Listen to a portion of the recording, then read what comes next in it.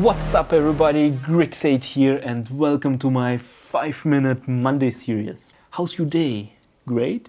If not, it will be. Because today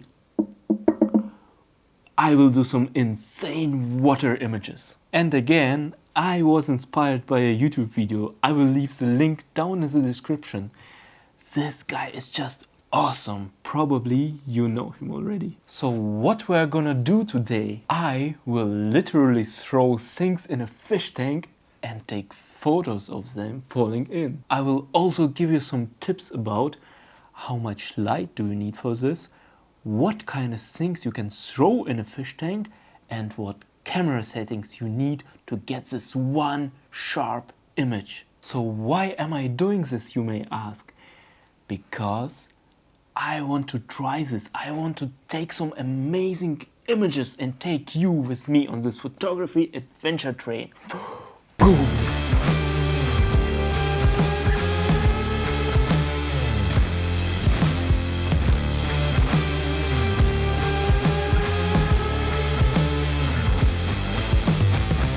Before we start, I will talk a lot about light and camera settings.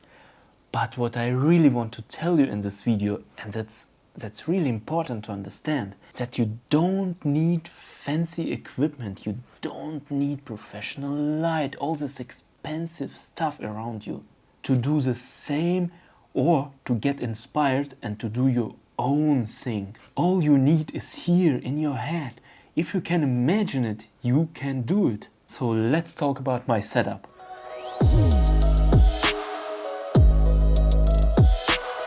To take a shot that looks like this one, we have to crank up the shutter speed. Spoiler alert, the shutter speed will be fast as hell. But why do we need this? We not only have to make as more frames per second as possible, but these frames of an object falling into the water have to be perfectly sharp. That's why the shutter will close and open very fast to catch this right moment. But here we go.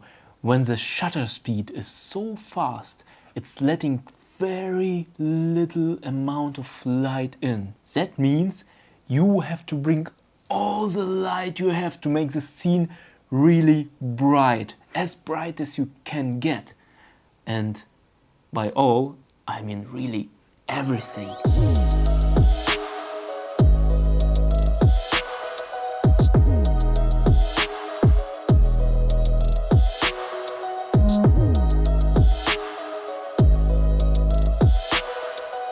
So as you can see, I brought all my light here. Even my silent lamp is maxed out. We have the shutter speed, aperture and the ISO. As always, the aperture setting is not only how much light the lens is letting in, but it's also the depth of field. And look how small it is at 2.8. In best case, I would use something like f4 or f5.6 to get the light I need. But I think this time I'm forced to use 2.8 because it's so dark inside and I get this shallow background at the same time. Shutter speed.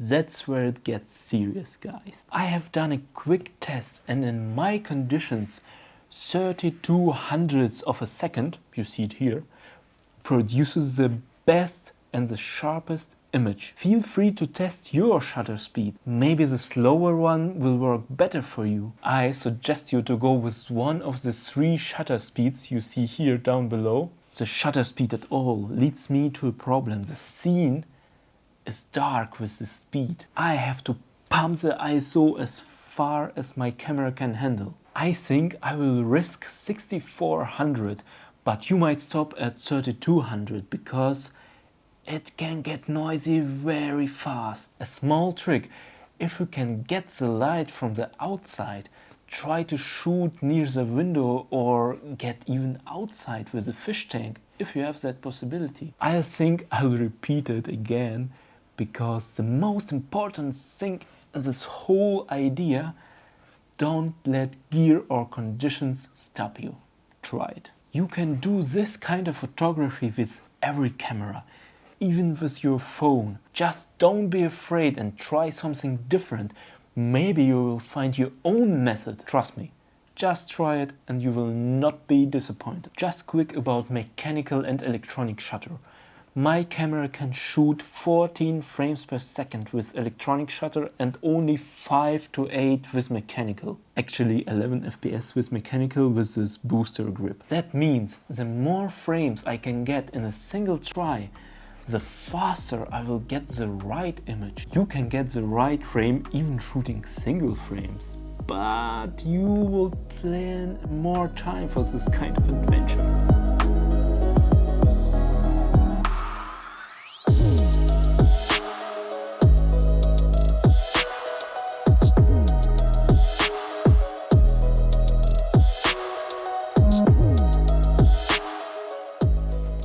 And it's done!